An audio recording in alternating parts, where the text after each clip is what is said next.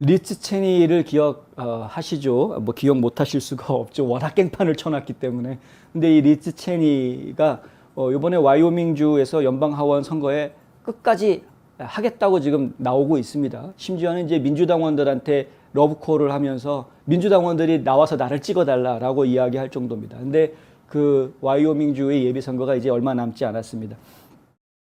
분명히 패할 것이다 라는 이야기들이 많이 나오고 있죠. 심지어는 이제 도박 사이트에 가면은요, 도박 사이트에서 승률을 매기는데 리츠 체니의 연방하원 재선 승률 5%밖에 안 되고요. 지금 상대방 해리엇 헤이그먼이라고, 해리엇 헤이그먼은 트럼프 전 대통령의 지지를 받고 있는 인물입니다. 헤이그먼은 지금 승리 확률이 95%로 나옵니다. 도박사들 사이트에서는. 그 정도로 차이가 많이 납니다. 여론조사 결과에도 보면은 헤이그먼이 30%포인트 앞서는 것으로, 그러니까 60대 30 정도 수준인 것이죠. 지금 여론조사 결과에도 보면. 그러니까 지금 뭐 질 게 뻔한데, 당연히 그러면 정치계의 무대에서는 빠이빠이, 이제 넌 안녕, 그동안 수고했다 예 하고선 보낼 줄 알았는데, 갑자기 어제 오늘 사이에 좌파 언론사들 사이에서 여러 언론사들이 기사를 연이어냈습니다. 이제 리츠 체니가 2024년 대권에 도전할 거다, 이런 기사들을 지금 내고 있는 것이죠. 누가 그런 말을 한 적이 없습니다. 제가 분명하게 말씀드리는데, 리츠 체니가 본인 입으로 대권에 출마하겠다라고 말한 적 단 한 번도 없습니다. 그리고 리츠 체니 주변에 있는 다른 사람들도 마찬가지이고요. 지인이라고 하는 사람, 주변에 아는 다른 의원들, 예를 들어서 지금 이 사진에 나오고 있는 루리아 의원 같은 경우 방송에 나와가지고 인터뷰를 했는데, 그 얘기를 조금 이따 전해드리겠습니다만은, 리츠 체니가 그렇게 2024년에 대통령 선거 나오겠다고 말하는 걸 내가 들었다라고 말하는 사람도 없습니다.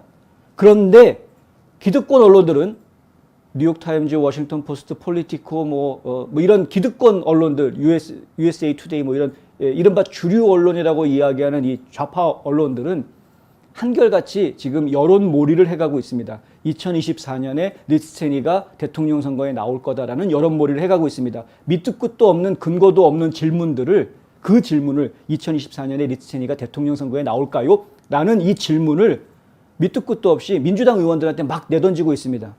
그 질문을 받은 민주당 의원들이 아니요라고 대답을 안 하고 애매하게 대답을 합니다. 그게 이제 사람들로부터 오해를 만들어내죠. 어제 MBC 뉴스의 미트 더 프레스에서 진행자 척 타드라는 인물이, 진행자가 일레인 루리아, 바로 이분이죠. 일레인 루리아 의원한테 체니가 와이오밍 예비선거에서 패할 경우 2024년 대통령 경선에 출마할 것 같으냐라고 물어봅니다. 그때 루리아 의원이 뭐라고 대답하냐면, 만약 그녀가 이번 경선을 통과해서 의회에 돌아오지 않는다면 그녀가 앞으로 우리나라를 위해 할 수 있는 일이 너무 많다. 나는 추측하고 싶지는 않다. 그녀는 자신의 미래 계획이 어떻게 될지 모른다고 스스로에게 말했다. 그러니까 본인의 대답은 리츠 체니가 앞으로 나는 어떻게 될지 모르겠어, 내 앞날은 내가 잘 모르겠어 라고 말했다라는 이야기를 한 건데, 그런데 기자들이 기사를 쓸 때에는 리츠 체니가 2024년에 대권 도전을 할 가능성이 크다라는 쪽으로 기사들이 지금 나오고 있다는 겁니다. AP통신도 이렇게 이야기합니다. 리츠 체니가 2024년으로 초점을 옮기면서 1차적 손실을 메울 것이다.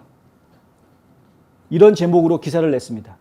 체니의 2024년 경선 가능성을 부각시키고 있는 것인데, 가능성을 부각시킨 것인데, 아까 말씀드린 대로 실제로 그런 말 한 적 없는데도 언론들이 앞서서, AP통신은 대표적인 좌파 리더죠. 지금 뉴욕타임즈하고 AP하고 둘이 아주 좌파 언론계의 총 리더입니다. 리더. 이 둘이 기사를 쓰면 그럼 다른 좌파 언론들이 전부 다 받아쓰기를 하기 때문에, 정신 나간 아무 생각 없는 한국 언론들은 자기가 좌파 언론인지 우파 언론인지도 모르고 베껴 쓰고 있고, 지금 미국에 있는 좌파 언론들은 그냥 막 열심히 야 신났다 하고서는 막 베껴 쓰고 있는, AP하고 뉴욕타임즈 거 열심히 베껴 쓰죠. 근데 이게 지금 내용이 뭐냐면, 올해 선거에서 지는 것에 대한 손실 부분을 2024년 선거에 도전을 하면서 손실됐던 부분들을 메꿔나갈 것이다.